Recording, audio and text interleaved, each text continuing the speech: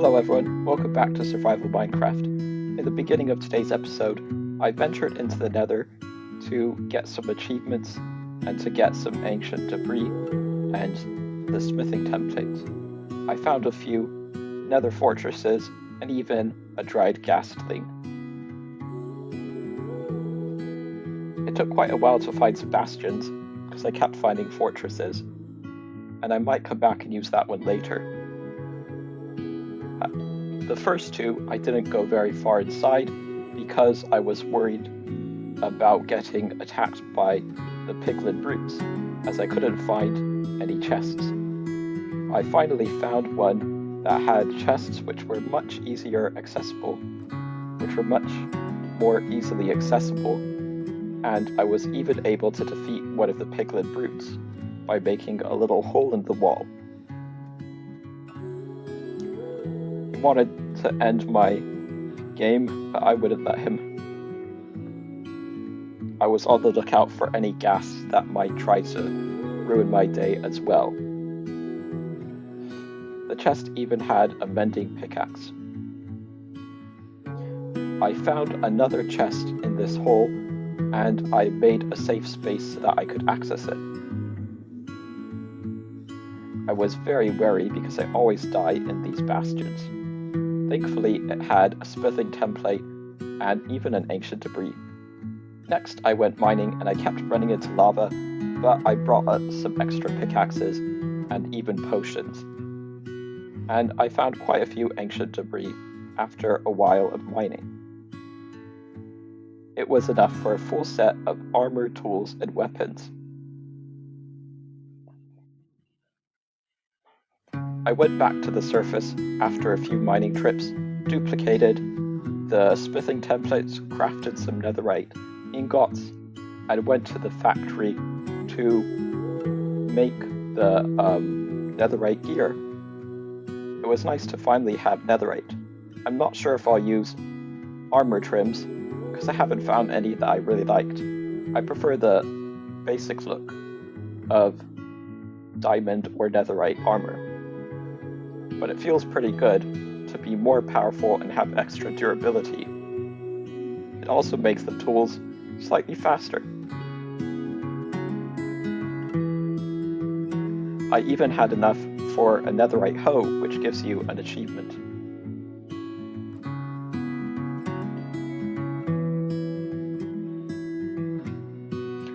There we go, we're all geared up. Now that that was done, I wanted to finish the starter base so I could move on to other projects. So I made a retaining wall because there was a big cliff here that just looked kind of bad. I used spruce and stone and oak fences. I also made some archways with spruce stairs.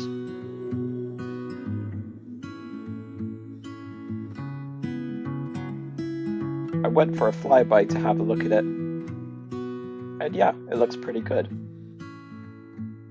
Although I wouldn't see it very much, of course. Next, I wanted to make a little pathway and staircase down to this pond, in case I wanted to go fishing. And having a dock is nice for decoration. It makes the place feel more immersive. There was a tiny little water hole here, so I did some terraforming and widened it to make a bigger pond. And later on, I would come back, of course, to add lots of decoration on the inside from a warm ocean biome, such as coral and stuff like that. However, first I wanted to make a little water mill, just to make it feel like there's more movement going on in the base. I made it 2 stories, and then I would later put a nano crop farm in here which uses dispensers. I used spruce, tuff, and diorite for this structure. For the roof, I used a trim of spruce, and I also used some oxidized copper. I got this from a trial chamber.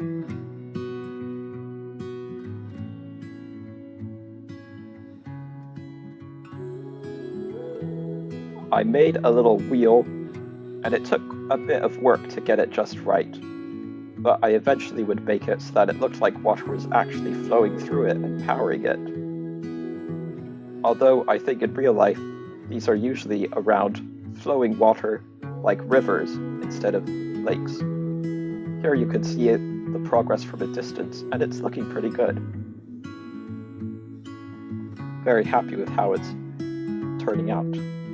However, it was looking quite empty, so I added some flowers and bone meal to the grass.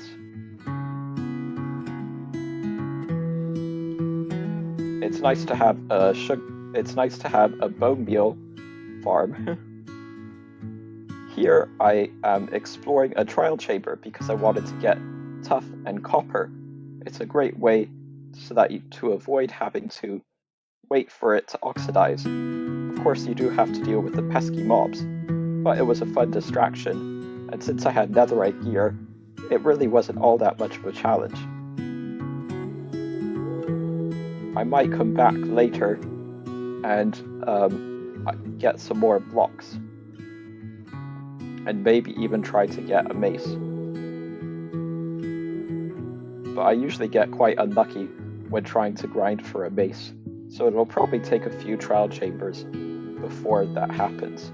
I check the dispensers because sometimes they have splash potions of weakness.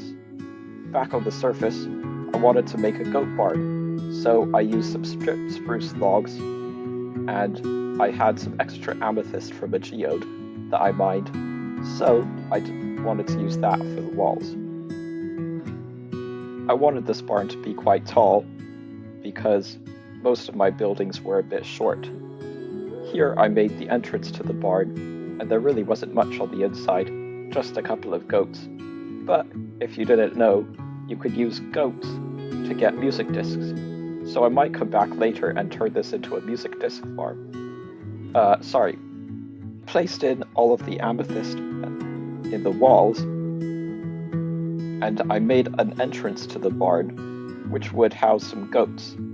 For now, it was just to collect extra mobs, but in the future I might turn it into a goat horn farm. Using amethyst blocks does sound very nice, along with bone blocks. I made some windows using spruce fences, and it looks quite unique, almost a bit magical, but that's okay, because it's Minecraft, so you can build however you want, really. I decided to use some more deep slate for the roof, and this time I went with the polished variant. And I also made a quick time-lapse of building the roof.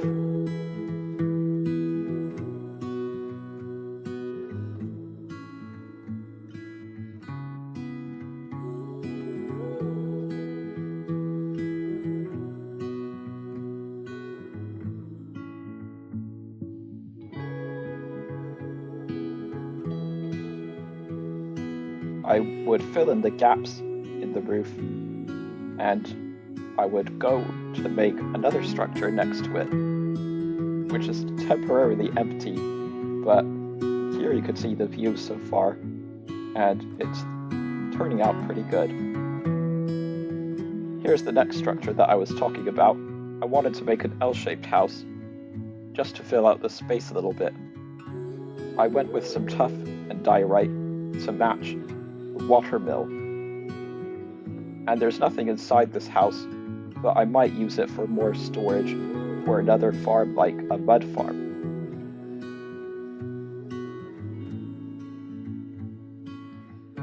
For the roof, I went with some more spruce and copper. It's very nice to have a trial chamber nearby because I hooked it up to my nether highway, and I used a map from a cartographer villager in order to find it. It gives access to lots of copper, which I like using for roofs. Finally, it was time to find some goats, so I rounded them up, and one of them actually headbutted me, which was kind of funny, but somehow it didn't lose its horn. If you want to make a good size goat horde farm, you will need lots of goats. But thankfully, it was easy to find some. Finally, I wasn't really happy with how this hill was in front of my base. So I did a lot of terraforming, and it took a very long time, and a few shovels, but I finally managed to get it all nice and flat, because I wanted to plant some more crop fields, and it was just not looking very good. You can see that I removed part of it already, hence the stone, but I have that hill as well, and so I want to plant some more crop fields. And there's the new structures. I also planted some trees behind the factory because it was looking a bit empty. And in the future, in this episode, I will plant even more trees and flowers to bring it to life just a bit more. But here you can see the progress with the dock. I did make it a bit shorter because it was sticking out a bit too much. We have a lot of flowers, although it is kind of hard to see them. So I might come back later in another episode. And I made a little waterfall going to the water bill. I added some chimneys as well for some more movement, and it's looking pretty good. Inside, the house is a bit empty except for this Enderman, so I defeated him and got his pearls. We can't have anyone squatting in our house. I also added some poppies from the iron farm, and they are a bit subtle, but they do add some more color to the area.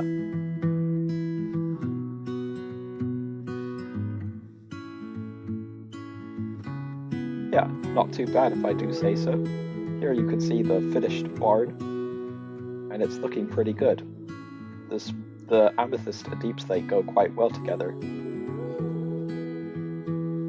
And here is this new house that I made. I'll probably use it for storage, or maybe another small redstone farm. There's really not much here because I'm not sure what I want to do with it yet, but I'll probably use it just to breed some goats. I made this viewing platform so that I can get a good view. And next, I wanted some coral, so I went exploring and I found a coral reef biome. Here I was able to finally get a good look at the nautilus, and they are pretty cool. So I might have to make a nautilus sanctuary in another episode. But for now, my task was to get some coral stuff. But yeah, I found one that spawned here, and it looks really cool. The sounds it made were cool as well. Thankfully, I didn't run into any drowned that were riding nautilus because they can be quite deadly. But back at the base, I decorated it with some coral blocks, as well as some sea pickles. And I'm pretty sure that I kept a few in case I wanted to make a sea pickle farm. I also added some coral fins to the pond and the dock.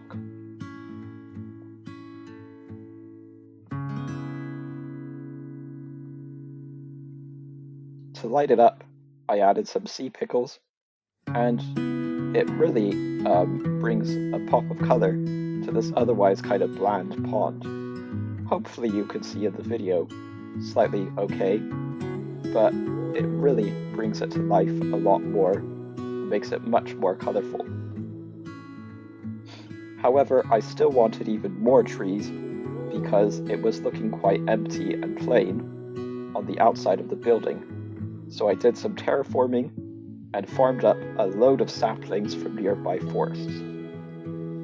I also thought that the wheat field looked a bit boring, so I added some leaves as a nice border, and I extended the path. I started planting the next crop field, which I had in mind, which was going to be for carrots and potatoes. I used some stairs to contain the water blocks, and I would cover them up with leaves later on.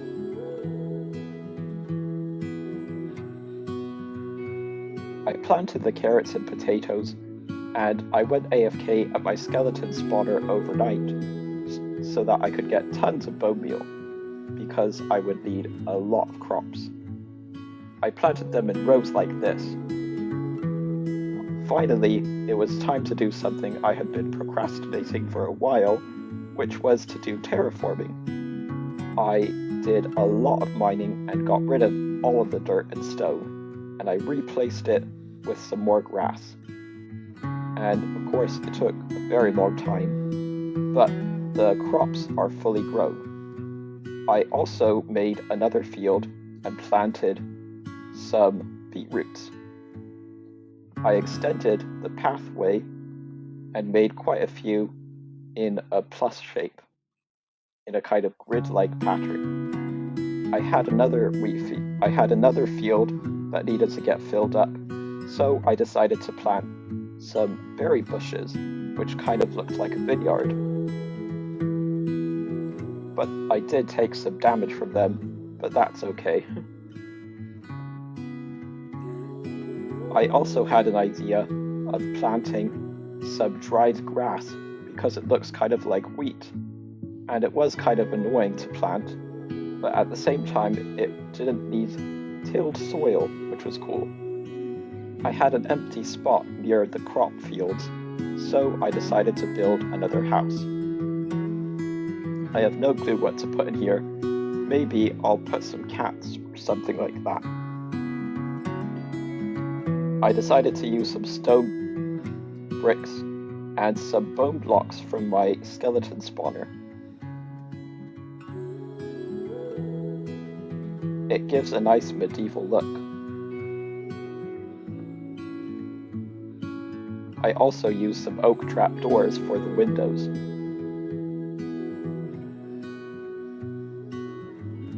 For the roof, I used some dark oak for the trim, and I decided to go with this kind of triangular pattern on each side. It makes a very unique look. And because I was addicted to using copper, I simply had to use more copper for the rest of the roof. It is a relief that I don't have to wax it, because that would take a lot of honeycomb. Finally, I had to do some more tree planting, and it took quite a while because I had to get lots of different saplings. So I decimated a nearby forest and replanted them here. But now it's time for the grand reveal, and what do you think? I'm quite happy with how it turned out. I forgot to add the clip, but I planted another field with pumpkins in it, and it's looking pretty good.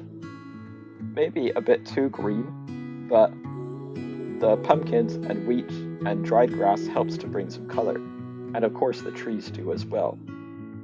What do you think of the final product? Let me know if you have any advice and feedback, and I really appreciate it. Now I will fly down and give you a quick tour of what I have made so far. Here you can see the alternating rows of carrots and potatoes, great if I want to trade with villagers or breed some up quickly, but I have loads, so I don't really need that. Here I have the berries, mostly for decoration. I'll probably won't harvest them. The wheat is good for making mud, which I do want to build with in the future. Beetroots, if you didn't know, can be used to make red dye, but of course it's easier to just get that from poppies or roses. And here we have our dried grass and our pumpkins, which you can of course mine a lot easier than melons because they don't need silk touch. I might come back and make a staircase up here, but I planted some dark oak trees and some oak, spruce, and birch because I wanted to give it some more life, and I liked how this final build came out. It's nice to have a bigger house, but it was getting dark, so I quickly took a nap. And I lit up the inside with some lanterns. I might put some cats in here because I only have one type so far. It's quite nice to fly around with an elytra and see everything that I've made in this survival base so far, and landing here quickly, you can get a better look at the pond and the retaining wall as well as the water mill. Flying down to the inside of it, there's no more Endermen, thankfully, but there is this nano crop farm, which relies on a ton of bone meal and uses redstone to get a lot of crops. However, there's not much else to show besides the forest that I planted, so I will end this episode here. Thank you all very much for watching. I hope you have enjoyed. Take care, and bye-bye.